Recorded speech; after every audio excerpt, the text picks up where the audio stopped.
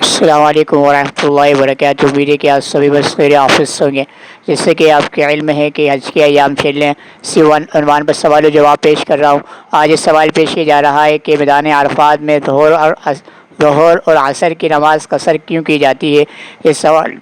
پیش کیا جا رہا ہے، امید ہے کہ یہ آپ کے علم میں اضافہ کرے گا۔ چلتے ہیں اپنے سوال و جواب کی طرح، درود شریف پڑھ لیجیے۔ اللہم صلی علی محمد وعلی ال محمد کما صلیت علی ابراہیم وعلی ال ابراہیم انک حمید مجید۔ اللہم بارک علی محمد وعلی ال محمد کما بارکت علی ابراہیم وعلی ال ابراہیم انک حمید مجید۔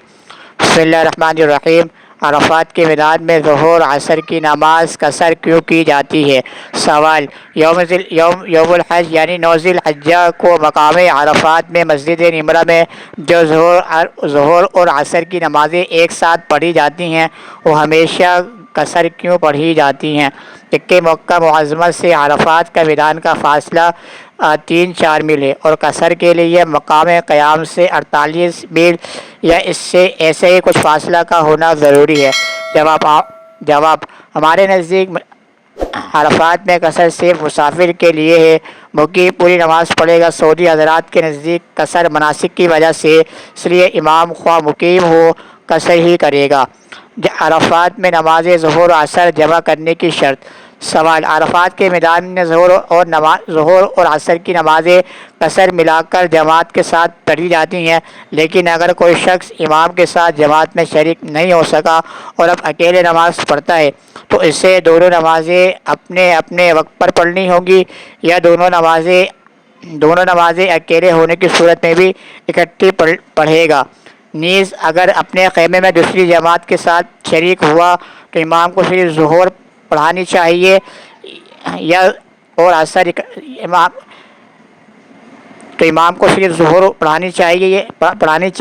ظہر اور عصر اکٹھے؟ جواب: عرفات میں ظہر عصر جمع کرنے کے لیے امام اکبر کے ساتھ جو مسجد نمرہ میں ظہر عصر پڑھاتا ہے، اس جماعت میں شرکت شرط ہے۔ پس جو لوگ مسجد نمرہ کی دونوں نمازوں ظہر اور عصر یا کسی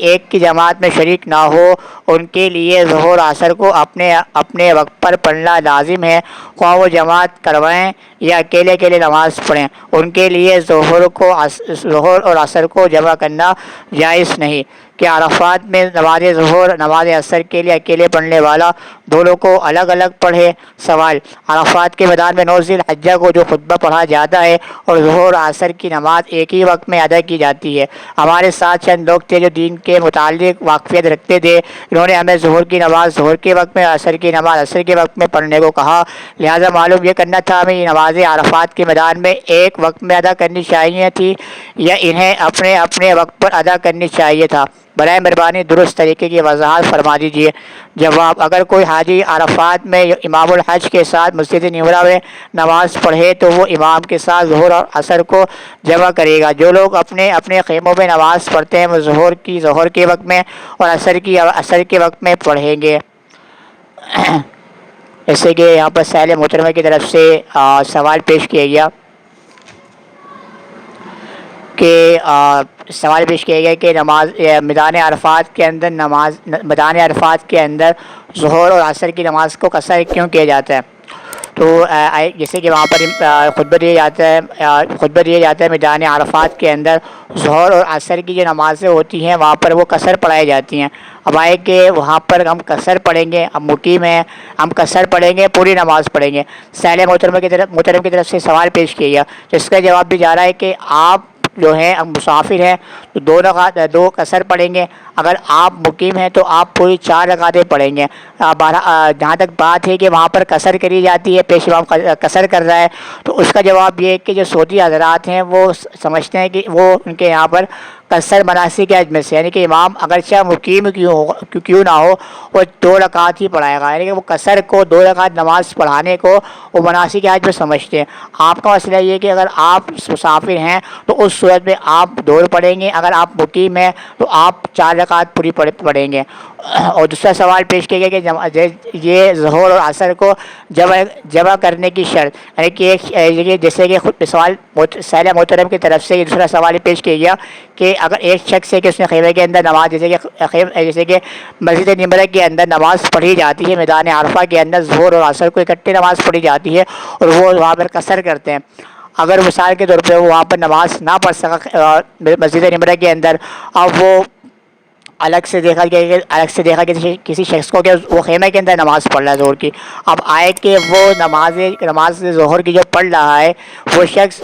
ایک جو امام ہے وہ دونوں نمازوں کو یعنی کہ ظہر عصر کو ظہر کے وقت میں پڑھائے گا یا ظہر کو ظہر کے وقت میں عصر کو عصر کے وقت میں پڑھائے گا؟ تو یہ سوال سائل محترم کی طرف سے پیش کیا گیا،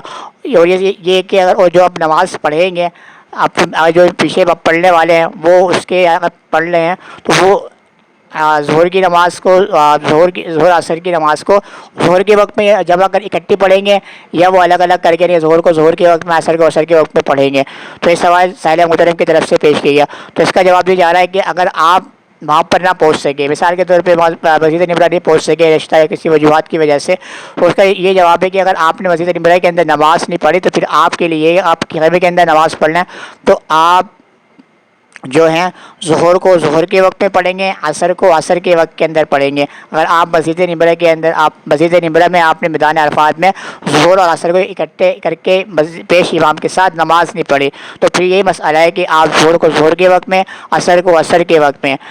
تیسرا سوال پیش کیا گیا کہ ایک بندہ ہے اب وہ شریک نہ ہو سکا، اب وہ آئے کہ وہ ظہر کو ظہر کے وقت اکیلے نماز پڑھ رہا ہے، اب آئے کہ وہ دونوں نمازوں کو ایک ہی وقت میں اکٹھا کرے گا یا ظہر کو ظہر کے وقت میں پڑھے گا یا عصر کو عصر کے وقت میں پڑھے گا ایک شخص سے؟ تو اس کا جواب یہ جا رہا ہے کہ اگر وہ مسجد نمرہ کے اندر یوم عرفات میں یعنی میدان عرفات کے اندر اس نے جو پیش امام کے پیچھے جو نمازیں نہیں پڑھی، ظہر عصر کی نماز میں شریک نہ ہو سکا،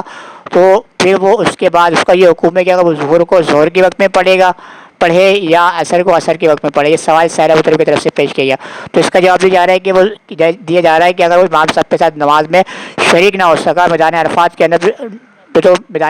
اندر تو ظہر کو ظہر کے وقت میں پڑھے گا، عصر کو عصر کے وقت میں پڑھے گا۔ تو یہ جو قصر کی نماز کا جو حکم ہے تو یہ کہ مقیم جو ہوگا، اگر بندہ مقیم ہے وہاں پر وہ قصر پڑھاتے ہیں تو مقیم کے لیے جائز نہیں کہ پیچھے نماز پڑھے، وہ اکیلے ہی نماز پڑھے گا۔ خلاصہ یہ ہے کہ میدان عرفات کے اندر نماز نہ پڑھ سکا، اگر خیمے کے اندر نماز پڑھ رہا ہے اکیلا بندہ تو وہ ظہر کو ظہر کے وقت میں پڑھے گا، عصر کو عصر کے وقت میں پڑھے گا۔ اکٹھے پڑھنا جائز نہیں ہے کہ وہ ظہر اور عصر کو ظہر عصر کی نماز کو ظہر کے اندر پڑھے، تو ایسا کرنا بالکل طور پر جائز نہیں ہے، بلکہ ظہر کو ظہر کے وقت میں پڑھے گا، عصر کو عصر کے وقت کے اندر پڑھے گا۔ تو بات سائلہ محترم کے لیے بات واضح ہو گئی ہوگی۔ آپ سے بھی ریکویسٹ ہے کہ آپ کے ذہن میں کچھ سوال گردش کر رہا ہو آپ پیش کر سکتے ہیں، اور آپ سے ریکویسٹ ہے کہ آپ سے میں نے چینل کو آپ سبسکرائب کیجیے، فیس بک پر لرن قرآن مجید کے حارث کے نام سے، انسٹاگرام پہ محمد زید کے نام سے، اسنیک کے والا محمد زید کے نام سے میری آئی ڈی ہے، اس کو بھی آپ فالو کر سکتے ہیں۔ کل انشاءاللہ سیروار بنے سوال جواب کے ساتھ آپ کے سامنے حاضر خدمت ہوں گا۔ میں آپ سے اجازت چاہتا ہوں، السلام علیکم ورحمۃ اللہ وبرکاتہ۔ ٹیک کیئر، اللہ حافظ۔